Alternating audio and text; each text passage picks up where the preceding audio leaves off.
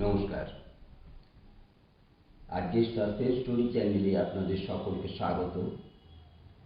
এখনও যারা আমাদের চ্যানেলটিকে সাবস্ক্রাইব করেননি তাদের কাছে বিশেষ অনুরোধ, আপনারা সাবস্ক্রাইব করে আমাদের সঙ্গে থাকুন। আমাদের আজকের গল্প হেমেন্দ্র কুমার রায়ের লেখা রুদ্রনারায়ণের বাগান বাড়ি। সময়ে সময়ে নাকি কেঁচো খুঁড়তে সাপ বেরিয়ে পড়ে। আমারও একদিন ওই দশা হয়েছিল। মাছ ধরতে গিয়ে ডাঙায় টেনে তুলেছিলাম। না, থাক, ঘটনাটা গোড়া থেকেই বলা ভালো।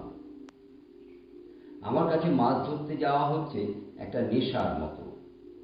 মাছ পেলে তো কথাই নেই, কিন্তু মাছ না পেলেও আমার আনন্দ ম্লান হয় না।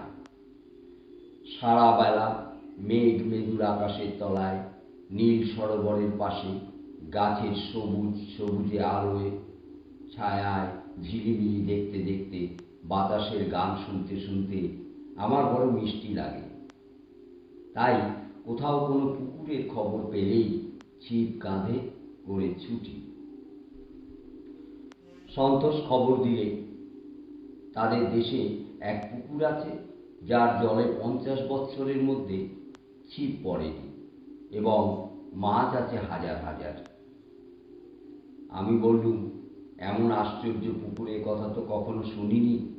পুকুরের অধিকারী গোঁড়া বৈষ্ণব বুঝি? সন্তোষ বললে, ঠিক তার উল্টো, তারা গোঁড়া শাক্ত।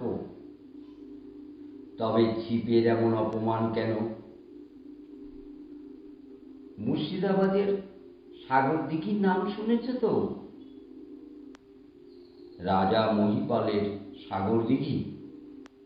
হ্যাঁ, 1 মাইল ব্যাপী বিরাট সেই দিঘি। তার বয়স শত শত বৎসর। তাতে মাছ আছে হয়তো লক্ষ লক্ষ, কিন্তু স্থানীয় লোকেরা ভয়ে সেখানে মাছ ধরে না, এমনকি তার জল পর্যন্ত ব্যবহার করতে চায় না। অথচ কি যে সেই ভয়, কেউ তা জানে না। বিভীষিকা যেখানে অজ্ঞাত, মানুষের আতঙ্ক সেইখানেই হয় বেশি। তোমাদের দেশের পুকুরটাও ওই জাতীয় নাকি? সন্তোষ সোজাসুজি জবাব না দিয়ে বললে, আমাদের গ্রামের বর্তমান জমিদারের পিতামহের নাম ছিল রাজা রুদ্রনারায়ণ। লোকের বসতি থেকে অনেক দূরে তার একখানি বাগান বাড়ি ছিল। তিনি প্রায়ই সেখানে বাস করতেন। 50 বছর আগে সেই বাগান বাড়ির একটা ঘরে হঠাৎ একদিন তার মুন্ডহীন মৃতদেহ পাওয়া যায়। আসল ব্যাপারটা প্রকাশ পায়নি, তবে কেউ যে তাকে খুন করে মুন্ড কেটে নিয়ে পালিয়েছিল এতদিন পরেও এইটুকু আমরা অনুমান করতে পারি। সন্তোষ এই পর্যন্ত বলে থামলে। আমি মনে মনে ভাবতে লাগলুম, রাজা রুদ্রনারায়ণের হত্যাকাণ্ডের সঙ্গে পুকুরের রুই কাতলার সম্পর্কটা কি? সন্তোষ আবার মুখ খুললে, বললে, সেই সময় থেকেই ওর বাগানে কেউ বাস করে না, তার পুকুরে কেউ মাছও ধরে না। তবে বাগান সংলগ্ন 2টি মন্দিরে জমিদারের ঠাকুর আছেন। আজও তাদের পুজো হয়, আর সেই জন্যই বাগান, পুকুর আর বাড়িখানি সংস্কারের অভাবে নষ্ট হয়ে যায়নি। কিন্তু মন্দিরের পূজারীও সন্ধ্যার পর, পূজার পরে সেখানে আর থাকেন না। তাড়াতাড়ি গ্রামে ফিরে, অর্থাৎ পালিয়ে আসেন। আমি জিজ্ঞাসা করলুম, ওখানে অপদেবতার ভয় টয় আছে নাকি? তাও ঠিক জানি না। এ বিষয় নিয়ে আলোচনা করতে জমিদারের নিষেধ আছে। গ্রামের লোক নানা রকম কানাঘুষো করে বটে, আমি সেসবে কোনো কান পাতি না, বিশ্বাসও করি না। তবে শুনেছি সেখানে এমন কোনো মূর্তিমান আতঙ্ক আছে যার নাম মুখে উচ্চারণ করা উচিত নয়। যত সব বাজে কথা। আর এইসব কথা নিয়েই পল্লীগ্রামের আড্ডাগুলি ভর সন্ধেবেলায় রীতিমতো জমে ওঠে।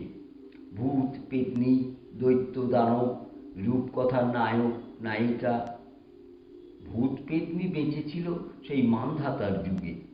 একেলে মানুষ মরবার পর আর বাঁচবার সুযোগ পায় না। আমারও ওই মত। মরবার পর যে দেহ লুপ্ত হয়ে যায়, আত্মা যদি আবার সেই দেহ ধারণ করতে পারত, তাহলে এই প্রাচীনা পৃথিবীতে ভূত পেতনির দল এত ভারী হয়ে উঠত যে মানুষদের আর মাটিতে পা ফেলবার ঠাঁই থাকত না। আমি জিজ্ঞাসা করলুম, রুদ্রনারায়ণের বাগান বাড়িতে মাছ ধরাও নিষেধ নাকি? না, এখন যিনি জমিদার তিনি আমার বন্ধু, তার কাছ থেকে অনায়াসেই অনুমতি আনতে পারি। ইচ্ছে থাকলে গ্রামের আরো অনেকেও মাছ ধরার অনুমতি পেতে পারত, কিন্তু কারোর সেই ইচ্ছে নেই। সকলেরই বিশ্বাস ও বাগানের পুকুরে মাছ ধরতে যাওয়া নিরাপদ নয়। আমি উৎসাহিত হয়ে বললুম, সন্তোষ, তুমি তোমার জমিদার বাবুর কাছ থেকে ছাড়পত্র জোগাড় করো। আমি খালি ওখানে মাছই ধরবো না, দিন তিনেক ওই বাগান বাড়িতে নির্জনে বাসও করে আসব। নির্জন বাস কেন? প্রথমত, আমি তোমাদের গ্রামের কুসংস্কার ভেঙে দিতে চাই। দ্বিতীয়ত, রহস্যময় বাড়ি, ভৌতিক আবহ এসব আমি ভালোবাসি। আর তৃতীয়ত, শহরে জনতার তর্জন গর্জন ভারী একঘেয়ে হয়ে উঠেছে। বিজন স্তব্ধতার ভিতরে মনকে খানিকটা ছুটি দেওয়ার স্বাদ হচ্ছে। সন্তোষ বলে, বহুত আচ্ছা, তাহলে আমিও তোমার সঙ্গী হতে চাই। রাজা রুদ্রনারায়ণ নিশ্চয়ই কবিদের মতন নির্জনতা প্রিয় ছিলেন। সাধারণ ধনীরা এমন জায়গায় বাগান বাড়ি তৈরি করেন না। বাগানের কোনো দিকে 5 মাইলের মধ্যে লোকালয় নেই। চারিধারে ধু ধু করছে মাঠ আর জলাভূমি। কিন্তু বাগানখানি যে একসময় চমৎকার ছিল, বহুকাল পরে আজও তা বোঝা যায়। পুকুরের জলও এখনো পরিষ্কার আছে। তার কারণ শুনলুম, মন্দিরবাসী 2 পাষাণ দেবতার দয়া। পুকুরের জল তাদের নিত্য পূজার কাজে লাগে, তাই নিয়মিতভাবে তার পঙ্কোদ্ধার হয়। বাড়িখানিও শুনলুম রুদ্রনারায়ণের যুগে যেমন ছিল প্রায় সেইভাবেই আছে। বর্তমান জমিদার তার পিতামহের প্রিয় প্রমোদ ভবনটিকে একেবারে হতশ্রী হতে দেননি। মাঝে মাঝে তার ভিতরে বাইরে যে মার্জনা কার্য করেছে, এটাও আন্দাজ করতে পারলুম। মানুষ হচ্ছে গৃহের আত্মা। পরিত্যক্ত বাড়ি দেখলেই আমার মনে হয় আত্মাহীন। এ বাড়িখানাকে তেমন বোধ হলো না। মনে হলো এখনো তার প্রত্যেকটি ইট প্রাণের হিল্লোড়ে জীবন্ত, যেন এখনো তার ঘরে ঘরে বাজছে নীরব চরণধ্বনি। বললুম, সন্তোষ, এ বাড়িতে ভুতুড়ে কোনো লক্ষণই নেই। দোতলার ওই কোণের ঘরটির দক্ষিণ খোলা, ওই ঘরেই আমরা আশ্রয় নেব। সন্তোষ মাথা নেড়ে বললে, অসম্ভব। ওই ঘরে রাজা রুদ্রনারায়ণের মুণ্ডহীন দেহ পাওয়া গিয়েছিল। ও ঘর তালা বন্ধ, কারুর প্রবেশ অধিকার নেই। বেশ, তাহলে ওর পাশের ঘর, ওখানা পেলেও দুঃখিত হব না। বাগানের পাশের মন্দিরে উঠেছে সন্ধ্যা আরতির শঙ্খধ্বনি। তারপরে এক মুহূর্তের ভিতর যেন ঘুমিয়ে পড়ল চতুর্দিক। দূরের মাঠ থেকে কোনো গাভীর হামদাধ্বনি বা কৃষক কি রাখালের একটা কণ্ঠস্বর পর্যন্ত শোনা গেল না। এই জায়গাটা যেন মানুষের পৃথিবীর বাইরে। নির্জনতাকে কোনোদিন এমন স্পষ্টভাবে অনুভব করবার সুযোগ পাইনি। স্তব্ধতাকেও মানুষ চোখকে দেখলুম ফ্রেমে আঁটা ছবির মতো। মাঝখানে রয়েছে যেন মৌনতার রেখা লেখা, আর তারই চারিদিক ঘিরে শব্দময় অদৃশ্য ফ্রেমের মতন পাখিদের সন্ধ্যা কাকলি, তরুকুঞ্জের পত্র মর্মর, বাতাসের দীর্ঘশ্বাস, ঝিল্লিদের ঐকতান। সুন্দর। গাড়ি বারান্দার উপরে একলা দাঁড়িয়ে আছি। সন্তোষ গিয়েছে রাত্রের নিদ্রার বন্দোবস্ত করতে। মন্দিরের ভেতর থেকে 3 জন লোক বেরিয়ে এলো। একজনকে দেখেই বুঝলুম পূজারী। তারা হন হন করে চলে যাচ্ছিল। হঠাৎ আমাকে দেখেই গাড়ি বারান্দার সামনে থমকে দাঁড়িয়ে পড়ল। তাদের চোখ মুখ বিস্ময়ে আচকিত। তাদের মনের ভাব বুঝে মৃদু হেসে বললুম, মশাইরা অবাক হয়ে কি দেখছেন? পূজারী বললে, আপনি কে? জমিদার বাবুর অতিথি। পূজারী 2 চক্ষু বিস্ফারিত করে ত্রস্ত স্বরে বললে, অতিথি এই বাড়িতে? সেই রকমই তো মনে হচ্ছে। পূজারী আর কিছু বললে না। তারা 3 জনে একবার পরস্পরের সঙ্গে অর্থপূর্ণ দৃষ্টি বিনিময় করে দ্রুত পদে বাগানের সীমানা পেরিয়ে অদৃশ্য হয়ে গেল। লোকগুলোর সন্দেহজনক কথা ও ভাবভঙ্গি নিয়ে হয়তো মনে মনে খানিকক্ষণ নাড়াচাড়া করতুম, কিন্তু সেই সময় আর পেলুম না। কারণ সুদূরের একটা তালবনের মাথার উপরে আকাশ তখন পরিয়ে দিচ্ছিল চাঁদের মণিমুকুট। সেই গৌরবময় দৃশ্য আমাকে একেবারে অভিভূত করে দিলে। গ্রামের কোনো চাকর বা পাচক আমাদের সঙ্গে এখানে রাত্রিবাস করতে রাজি হয়নি। কাজেই সন্তোষই করলে নিজের হাতে রান্নার আয়োজন। এদিকে আমার বিদ্যা প্রথম ভাগ পর্যন্তও পৌঁছায় না। আমি চেষ্টা করলে কেবল একটি জিনিস ভালো রাঁধতে পারি, ভাত। তবে হাঁড়ি নামিয়ে ফ্যান গালতে পারি না। আমরা যে ঘরে আশ্রয় নিয়েছিলুম সেখানে ছিল একখানা সেকেলে পালঙ্ক, 2খানা কাঠের কেদারা, 2খানা টুল, দেয়ালে টাঙানো 2খানা মস্ত মস্ত আরশি, একটা দেরাজওয়ালা আলনা ও কারুকার্য করা প্রকাণ্ড আলমারি। প্রত্যেক আসবাবই ময়লা ও জীর্ণ। দেওয়ালে খানকয়েক পৌরাণিক ছবি ঝোলানো রয়েছে, সবগুলোই সেকালের বিখ্যাত চোরবাগান আর্ট স্টুডিওর লিথোগ্রাফ। চেয়ারের উপর বসে বসে সন্তোষের সঙ্গে আগামীকালকার মৎস্য শিকার নিয়ে কথাবার্তা হচ্ছিল। জলে মাছেদের অবিরাম লাফালাফি দেখেই বুঝেছি এই পুষ্করিণী হচ্ছে ছিপধারীদের স্বপ্নস্বর্গ। বড়শির সঙ্গে সাংঘাতিক পরিচয় হয়েছে। এখানে এমন ঘাঘি মাছের অভাব। প্যালো টোপ, তোলো মাছ কালকের ব্যাপার যে এই হবে এই সম্বন্ধে আমার একটুও সন্দেহ নেই। মনের আনন্দে এমনি সব আলোচনা চলছে।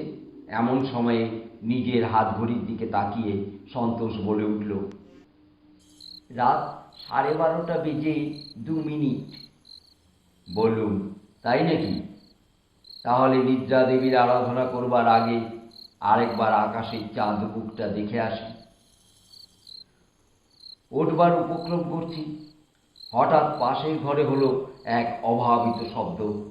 মেঝের ওপর দিয়ে হড়হড় করে কে যেন একখানা ভারী চেয়ার টেনে ও ঘরের থেকে এদিকে পর্যন্ত নিয়ে এলো। ও ঘর মানে রাজা রুদ্রনারায়ণের তালাবন্ধ ঘর, যার মধ্যে কারুর ঢুকবার হুকুম পর্যন্ত নেই। সন্তোষ এক লাফে দাঁড়িয়ে উঠল। আমি বললুম, তুমি বললে এ বাড়িতে আর কেউ থাকে না, তবে ও ঘরে এমন সশব্দে চেয়ার টানলে কে? হতভম্ব সন্তোষ কোনো জবাব দেওয়ার আগে বাইরে কোথাও দাঁড়াম করে একটা দরজা খোলার আওয়াজ হলো। 8 মিনিট পরেই শোনা গেল সিঁড়ির ওপর দিয়ে কে যেন দুম দুম করে অত্যন্ত ভারী পা ফেলে নিচের দিকে নেমে যাচ্ছে। শব্দ খুব উচ্চ ও পাগুলো ভারী বটে। কিন্তু মনে হলো যে নেমে গেল সে মাতাল আর অন্ধ, কারণ আওয়াজ শুনলেই বোঝা যায় সে পা ফেলছে দ্বিধাভরে ও বিশৃঙ্খল ভাবে। সন্তোষ বললে, খালি বাড়ি পেয়ে নিশ্চয়ই এখানে কোনো বদমাইশ এসে বাসা বেঁধেছে, চল দেখে আসি। এরপরে সমস্ত ঘটনা ঘটল ঠিক বায়োস্কোপের ছবির মতোই দ্রুত। ঘরের কোণ থেকে আমার মোটা লাঠি গাছা তুলে নিয়ে সন্তোষের সঙ্গে আমি তাড়াতাড়ি বেরিয়ে পড়লুম। নিচে নেমে গিয়ে দেখি বাড়ির সদর দরজা খোলা, অথচ এই দরজা আমি আজ নিজের হাতেই বন্ধ করে তবে ওপরে গিয়েছি। কিন্তু বাগানে বেরিয়ে দেখি কেউ কোথাও নেই। কাছাকাছি এমন কোনো ঝোপঝাড়ও দেখলুম না যার ভেতরে বা আড়ালে কেউ লুকিয়ে থাকতে পারে। পূর্ণিমার চাঁদের আলোয় চারদিক ধপধপ করছে। ঘাস বিছানায় একটা পাখি বা বিড়াল পর্যন্ত থাকলেও নজর এড়াতে পারবে না। তবে বাড়ির উপর থেকে এইমাত্র যে সশব্দে নেমে এসেছে, এর মধ্যে সে কোথায় গিয়ে গা ঢাকা দিলে। সবিস্ময়ে এদিক ওদিক চাইতে চাইতে নজর পড়ল পুকুরের দিকে। জীর্ণ ঘাট থেকে হাত কয়েক তফাতে জলের উপরে দেখলুম একটা অস্বাভাবিক চাঞ্চল্য। জল যেন ছটফট করে চারধারে ছুঁড়ে ফেলছে ছিন্ন ভিন্ন চাঁদের কিরণ। কোনো মস্ত মাছও ঘাই মেরে জল এমন তোলপাড় করে তুলতে পারে না। পুকুরের বুকে ক্রমেই বৃহত্তর হয়ে চারদিকে ছড়িয়ে পড়ছে জ্যোৎস্না মাখা জলচক্রের পর জলচক্র। সন্তোষও দেখতে পেলে। দুজনেই ছুটে ভাঙা ঘাটের উপরে গিয়ে দাঁড়ালুম। প্রথমটা আর কিছুই দেখতে পেলুম না। তারপর আচম্বিতে ভেসে উঠল মানুষের দুখানা হাত, যেন কোনো জলমগ্ন লোক তলিয়ে যাওয়ার আগে অসহায়ভাবে দুই হাত ওপরে তুলে প্রাণ বাঁচাবার ব্যর্থ চেষ্টা করছে। দ্রুত পদে ঘাট থেকে নেমে গেলুম জলের ভেতরে। ক্রমে আমার বুকের উপরে জল উঠল। আমি সাঁতার জানি না, আমার পক্ষে এর বেশি এগিয়ে যাওয়া অসম্ভব। ব্যাকুল হাত দুখানা জেগে আছে তখনও জলের উপরে, যেন তারা কোনো অবলম্বন খুঁজছে। হাত দুখানা হঠাৎ একবার অদৃশ্য হলো। ভাবলুম লোকটা বোধহয় একেবারেই তলিয়ে গেল। কিংকর্তব্য বিমূঢ়ের মতো দাঁড়িয়ে আছি। হঠাৎ দেখি হাত দুখানা একেবারে আমার কাছে এসে ভেসে উঠেছে। দুই হাতের দুই মুঠো একবার খুলছে, একবার বন্ধ হচ্ছে, যেন তারা আর কিছু না পেয়ে শূন্যতাকেই ধরবার চেষ্টা করছে। আমার হাতে ছিল লাঠি। তাড়াতাড়ি লাঠিখানা এগিয়ে দিলুম এবং সঙ্গে সঙ্গে অনুভব করলুম আমার লাঠি ধরে জলের ভিতর থেকে কে যেন সজোরে টান মারছে, প্রচণ্ড টান। সে ভীষণ টান আমি সামলাতে পারলুম না। আরো খানিকটা এগিয়ে গেলুম এবং জল উঠল প্রায় আমার গলার ওপরে।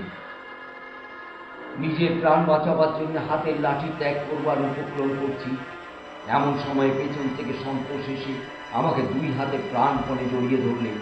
তারপর আমাকে যত জোরে পারে টানতে টানতে সিঁড়ির উপরের দিকে নিয়ে চলল এবং সঙ্গে সঙ্গে আমার লাঠির অন্য প্রান্ত ধরে জল থেকে ঘাটের উপরে চলতে চলতে এসে উঠল আর এক মনুষ্য মূর্তি। নিরাপদ স্থানে উঠে হাঁপাতে হাঁপাতে বলল, সন্তোষ, ভয় নেই, আমার কিচ্ছু হয়নি। কিন্তু ওই লোকটিকে দেখো, ওর অবস্থা বোধহয় শোচনীয়।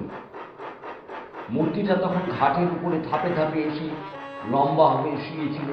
সন্তোষ এগিয়ে এসে তার উপরে হুমড়ি খেয়ে পড়ল এবং পর মুহূর্তেই বিকট এক চিৎকার করে সেখান থেকে এক ছুটে পালিয়ে গেল। সেই রকম প্রচন্ড চিৎকার জীবনে আমি কখনো শুনিনি। আমার সর্বাঙ্গ হয়ে উঠল রোমাঞ্চিত।